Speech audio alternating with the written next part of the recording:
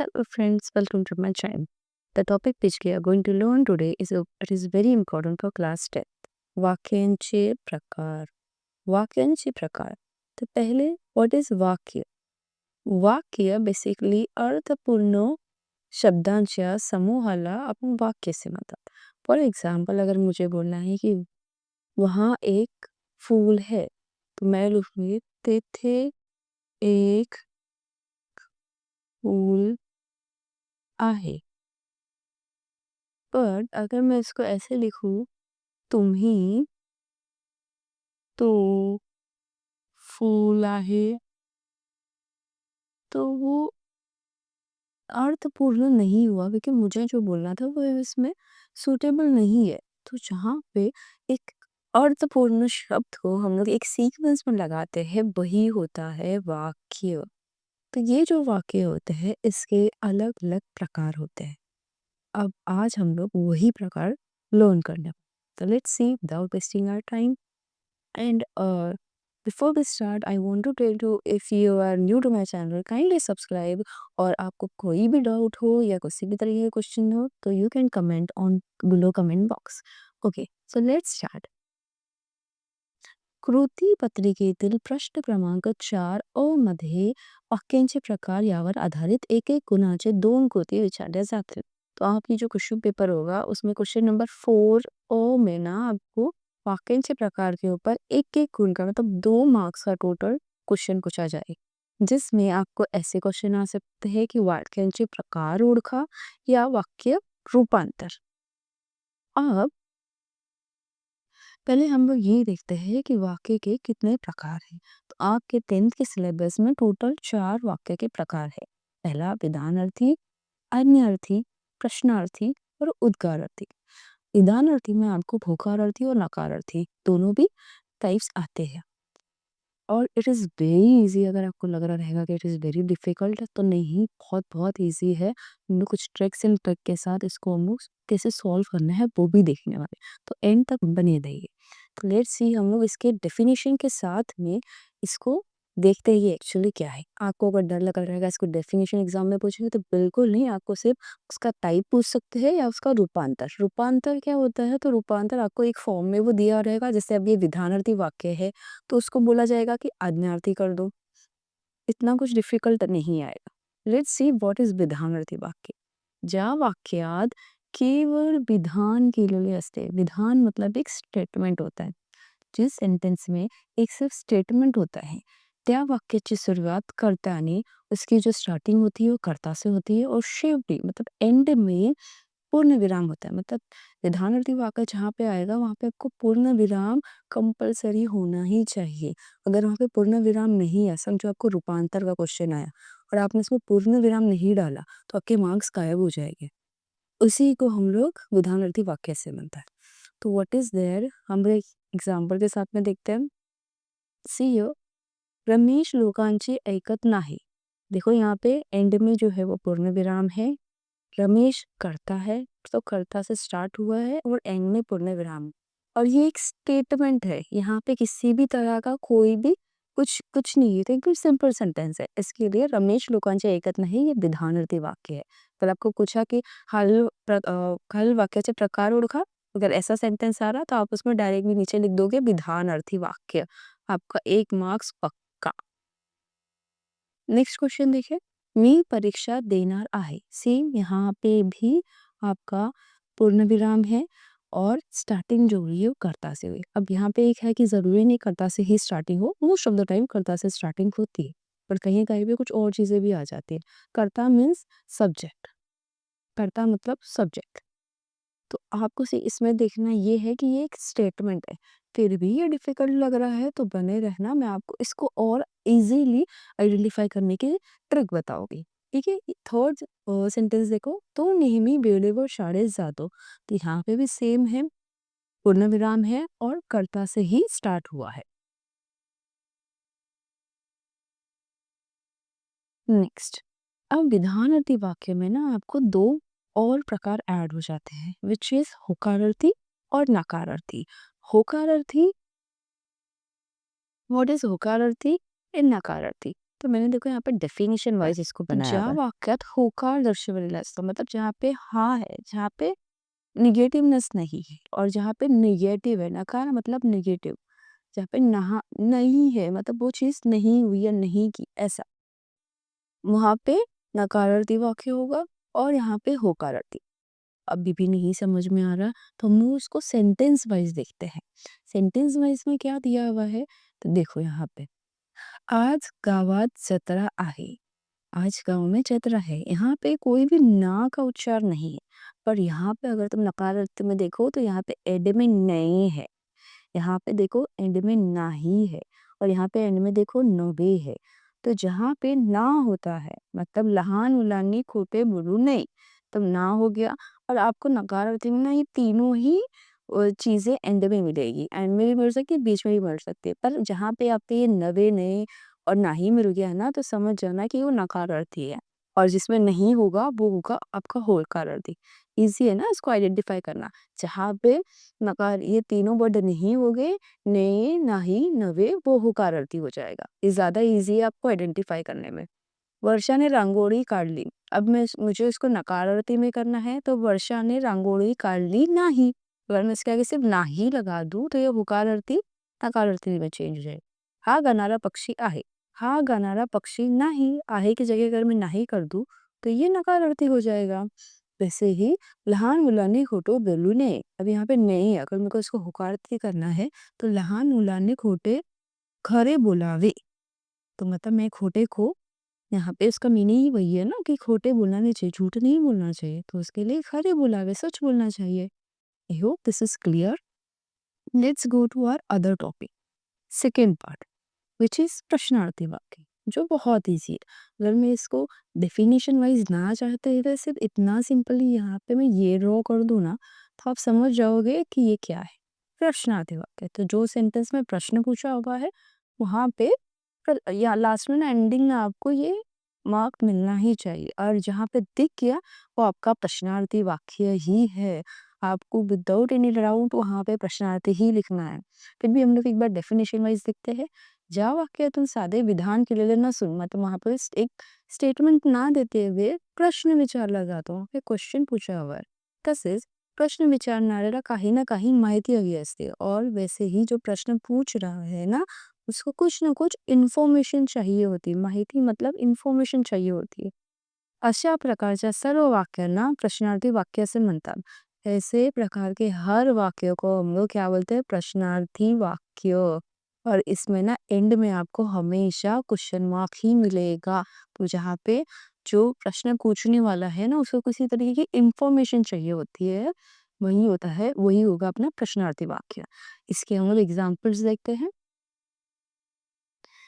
या घराचे मालक कौन आहे, देखो यहाँ पर उसको इन्फॉर्मेशन चाहिए कि ये घर का मालक कौन है, और लास्ट में है क्वेश्चन मार्क, मतलब ये क्या हो गया, प्रश्नार्थी वाक्य।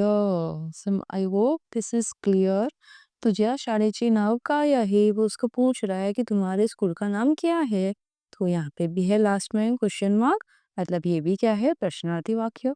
तुम्हाला कुठे जायचं आहे, क्लास में क्वेश्चन मार्क, और वो पूछ रहा है कि तुमको कहाँ जाना है, उसको कुछ इन्फॉर्मेशन चाहिए, राइट। तो ये भी हो गया तुम्हारा प्रश्नार्थी वाक्य। सी कितना इजी है, राइट। अभी हम लोग थर्ड वाला देखते हैं कि what is third,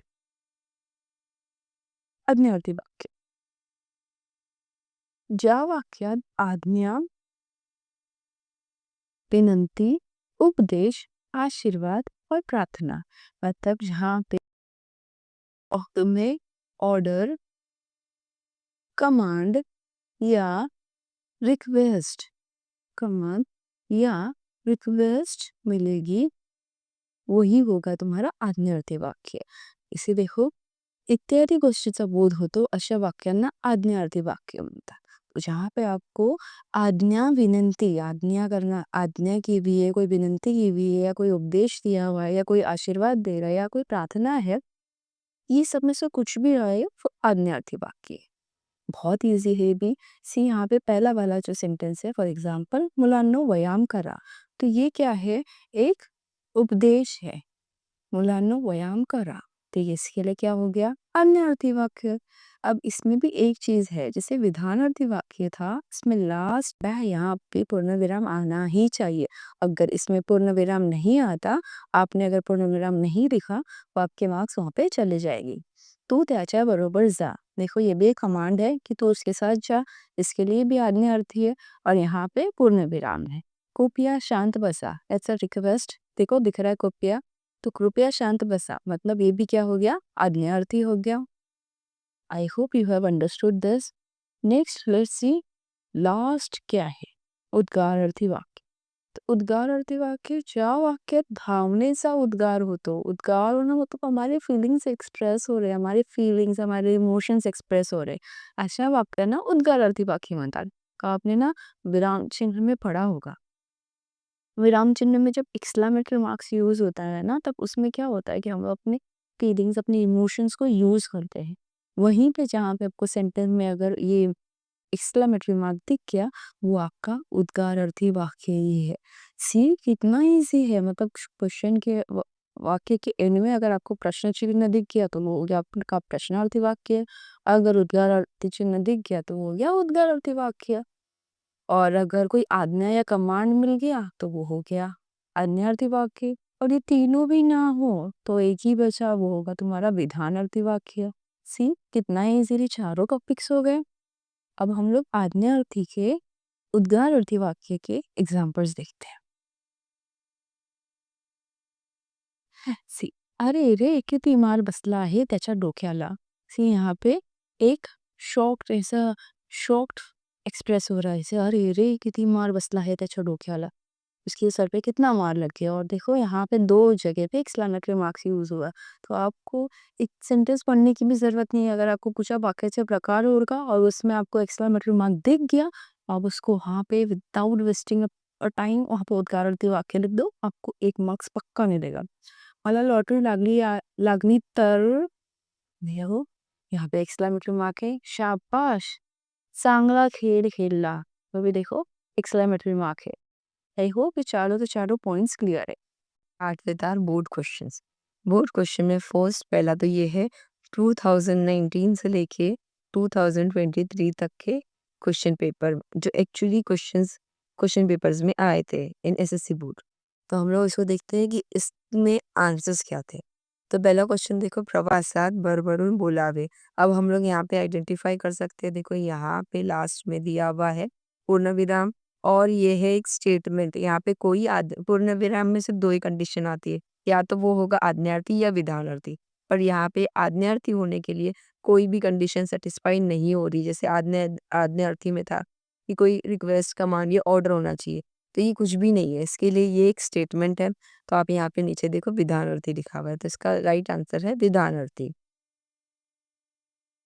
second question second question देखो, किती सुंदर आहे ताजमहल। अब इसमें आप देखो यहाँ पे लास्ट में दिया हुआ है उद्गार अर्थी चिन्ह, उद्गारवाचक चिन्ह। उद्गारवाचक चिन्ह होगा जहाँ पे भी, वहाँ पे होगा आपका उद्गारार्थी वाक्य।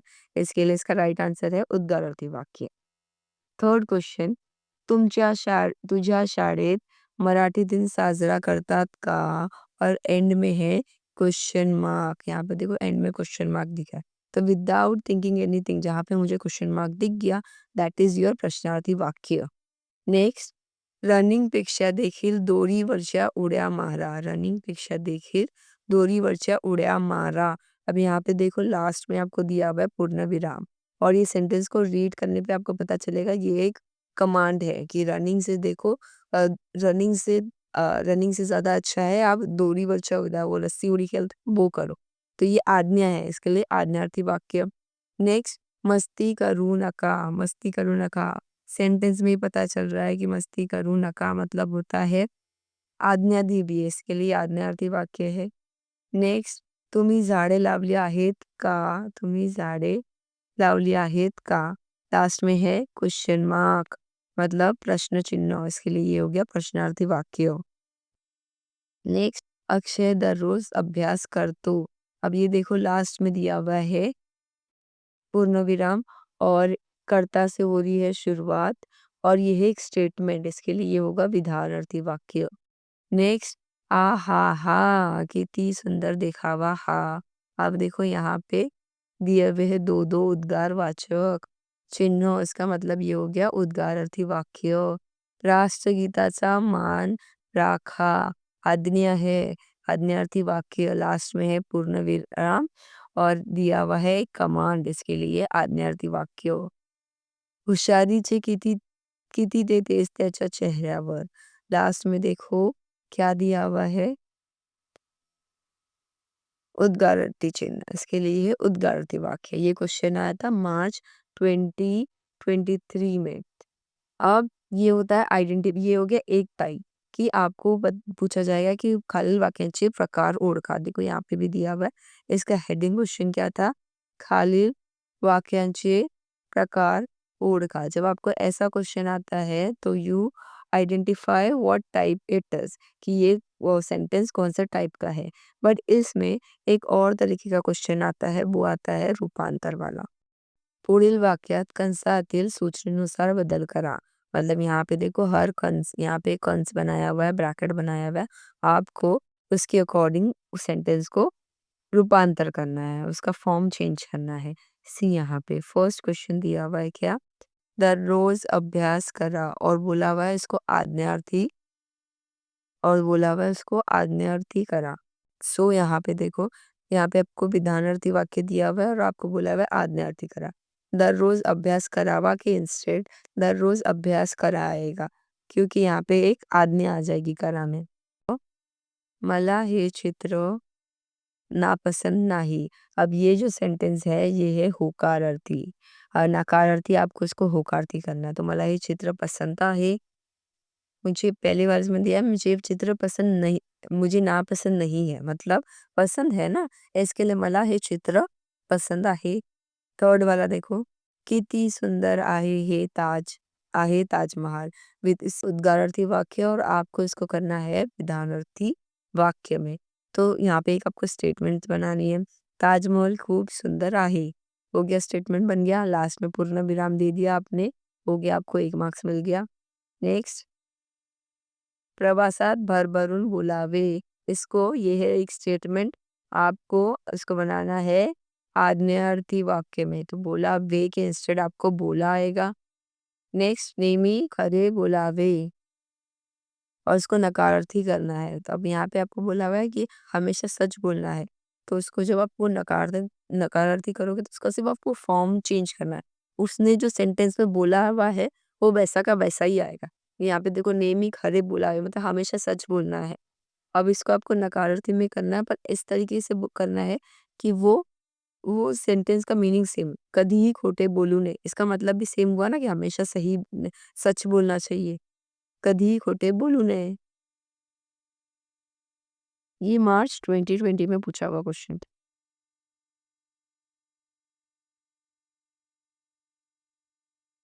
तुमची ऊर्जा शक्ति एकत्र करा।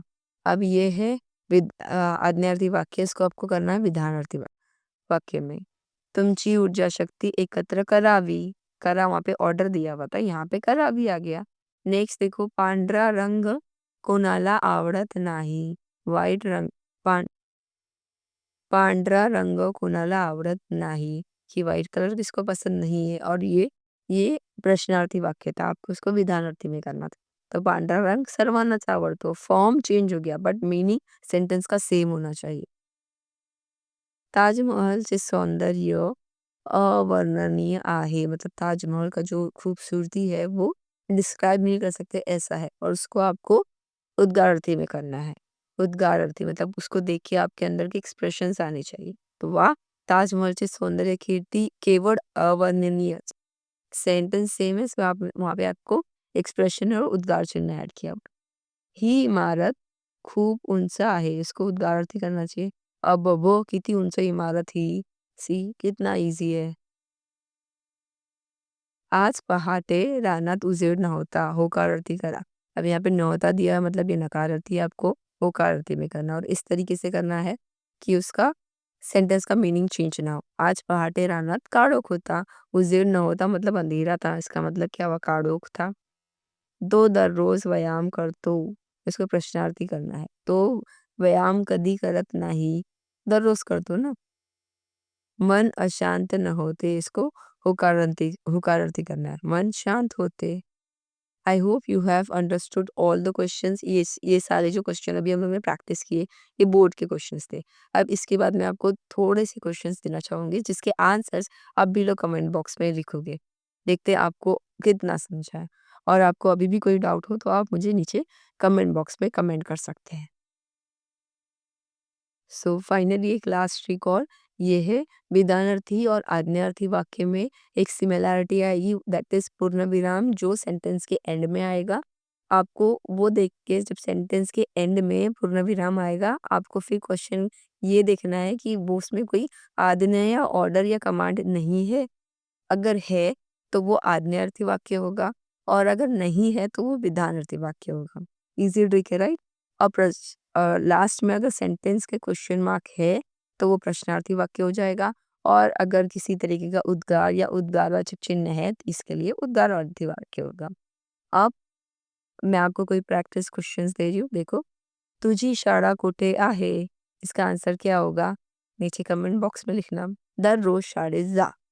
तुझ्या घरासमोर झाड आहे. अरे, पायाला ठेच लागली. आई होप इसके आंसर्स आप इजीली फाइंड कर सकते हो। Thank you for watching my entire video. Do like and comment on my video. Thank you.